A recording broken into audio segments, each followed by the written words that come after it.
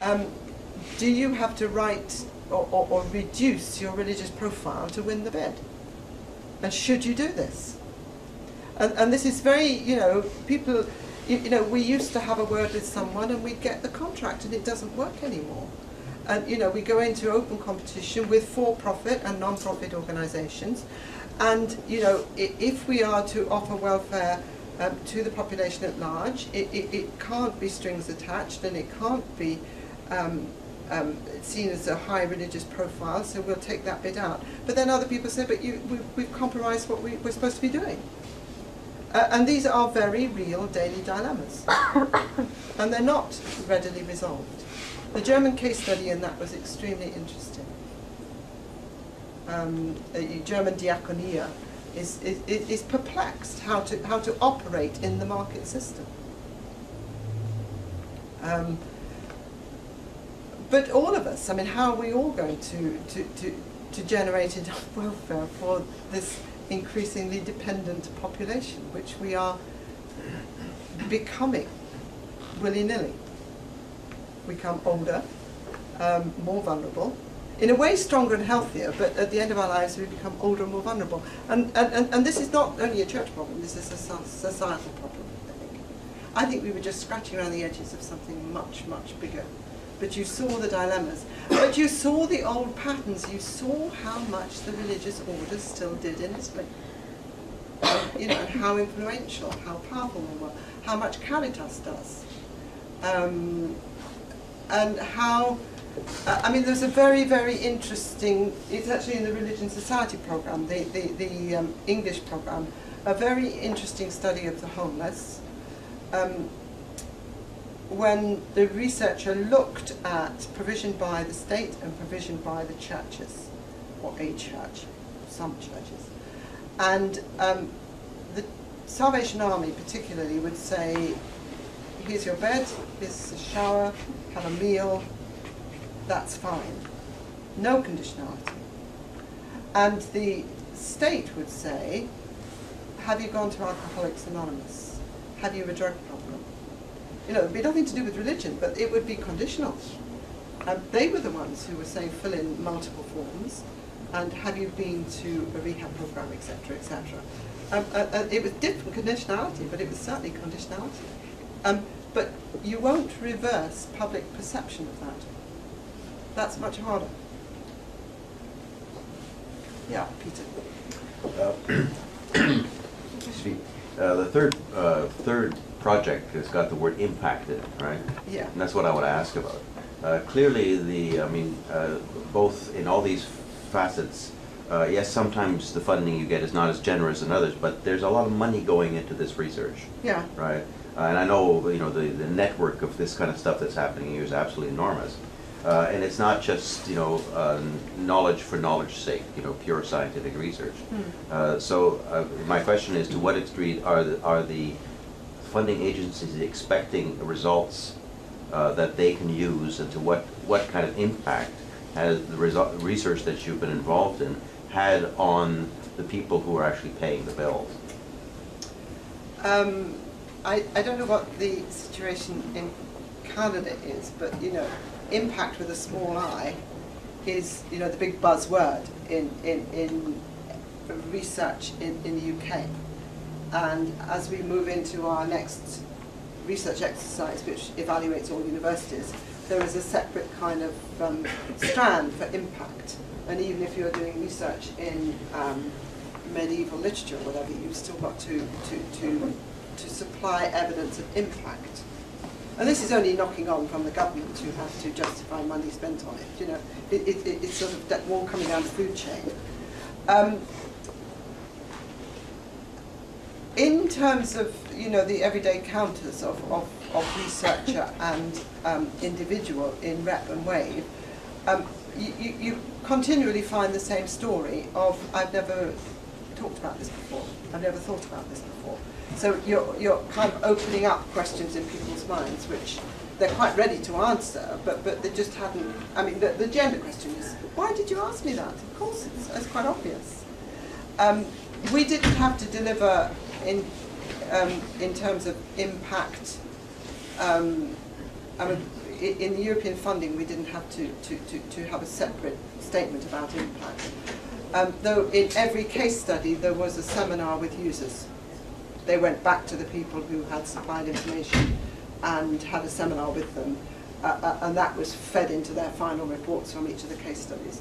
And there is, in fact, in WAVE, one of our final deliverables is not impact but policy. What are our recommendations for policy? And they turned out to be, our two major recommendations were listen to localities, listen to local people, don't be too persuaded by national agendas, the local people know best. I mean, a very good example from the Greek one. If you want to advertise Greek language lessons to incomers from the Middle East, don't advertise them in Greek, because nobody will understand them. You know, I mean, it's not rocket. It's so simple.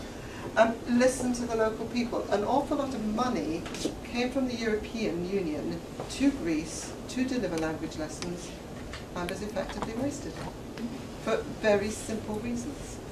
There's a good English example. A whole group of minorities working well in the English town. Some national group wants to come and see what's happening, wants to gather them all in one room, and the local people say it's not very sensible to put into one room in the same meeting people from certain minority groups and people whose particular interest is sexual equality, gay, lesbian, bisexual people. Wouldn't it be more sensible to do these meetings separately? No, we do them together, and the meeting is a disaster. You know, just very simple things. The people on the spot know the dynamic will be poor if you do that. So local information, and, you know, listen to local people, and good information. Supply minorities with information about where they can get access, where they can, at what point or where to go to get this or that. The networks, talking about minorities, one of the very obvious things that happens is certain key people in the community become, as it were, go-betweens. You know, I go with you to the hospital, I can help you with this particular transaction, and the minorities help each other. And again, that's very informal networking. But good information and local knowledge. Keep local. And make sure your information is clear. So that, I mean, but I mean, you'd have thought they could work that out in Brussels, but it doesn't seem to happen. But then if you look at, there were just over 20 projects done together, and they have actually brought groups of people to Brussels all together to feed back into the system. And again, one of the things I learnt doing this is if your project is based in Brussels, you can do it much more effectively because you know the policymakers. And the network of contacts is very immediate. So, do you know the Religare project? You probably do, because Laurie's been involved in it. You can, the Religare project, which is a law and religion project, very similar to this, but it's on law and religion, they go straight into Brussels because they're based in Brussels and they're lawyers and they know all the people in the parliament and they've got a much better access. Now if you're in Sweden doing welfare, that's harder. It's harder. Though the other welfare project was based in Belgium, and I think they probably did better. Networks, knowledge, personal knowledge, these are the things that count. Yeah. Whether it be, you know, the small minority in a small town in France or whatever, who are trying to work on behalf of vulnerable people to get access to welfare. Again, if the network works and the key person goes with you, that's helpful. It works right up at the top of the interaction with the researchers in the European Union. I guess it's the same in Canada, isn't it? Yeah. Do we have Oh yeah, that was another question. How we do? I think we're still fine with the or one last question. This one here? Yeah. Was there another one? Did I cut anyone out? So he's, go ahead. So.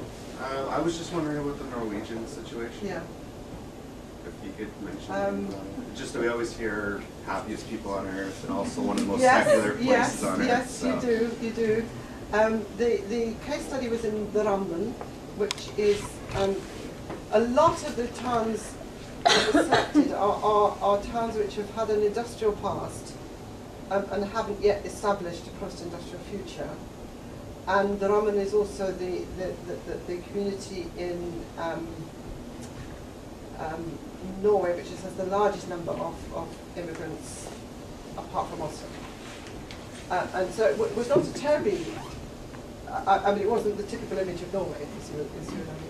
And as I say, the thing that I remember from the Norwegian case study is this remarkable individual who stood out as, and again, this is something I learned across the project.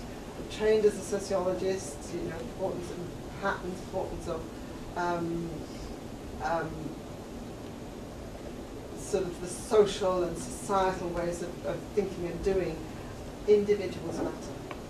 Individuals in a small town can make a huge difference, and he did. He did.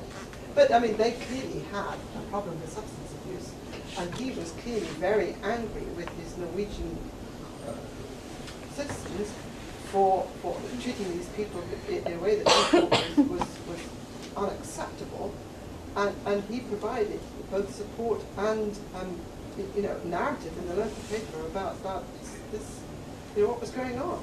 So I don't think Norway is necessarily as good as it sometimes sounds, but it is quite clearly a very, very wealthy society, extraordinarily wealthy society. And it's a variation on the Nordic theme. I would say Finland is another variation because it has its particular closeness to Russia. It's very troubled 20th century, and they're all a little bit, or have been a little bit represented from Sweden, that the dominant Scandinavian society, Nordic society. So, although I think there were too many Nordic countries in the project, they are all distinct. They are undoubtedly all distinct. And the Norwegian Church, of course, is about to go through the same, probably going to go through the same process as the Swedish Church of not being a state church and becoming a free folk church. But then that might not happen because with the terrible events of 2011, 10, Breivik, the Prime Minister was repeatedly saying, what would Norway have done without the state church? This was the institution that saved us and rose to the occasion in this totally unexpected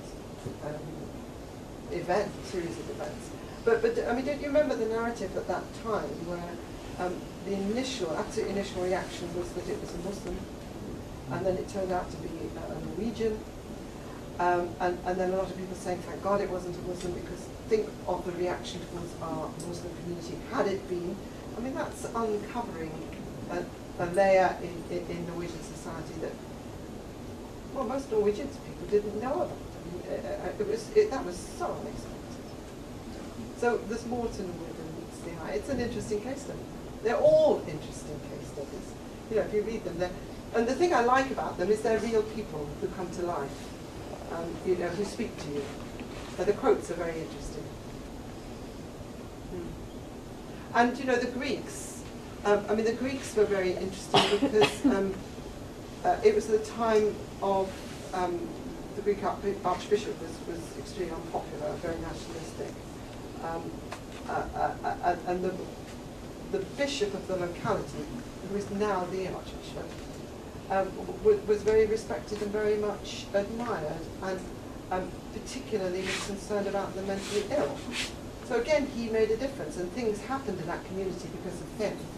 And you can hear in the narrative of those Greek people, we respect him, we respect the local church, we do not respect the Irish Bishop of the National Church. Then you hear the levels, you hear it.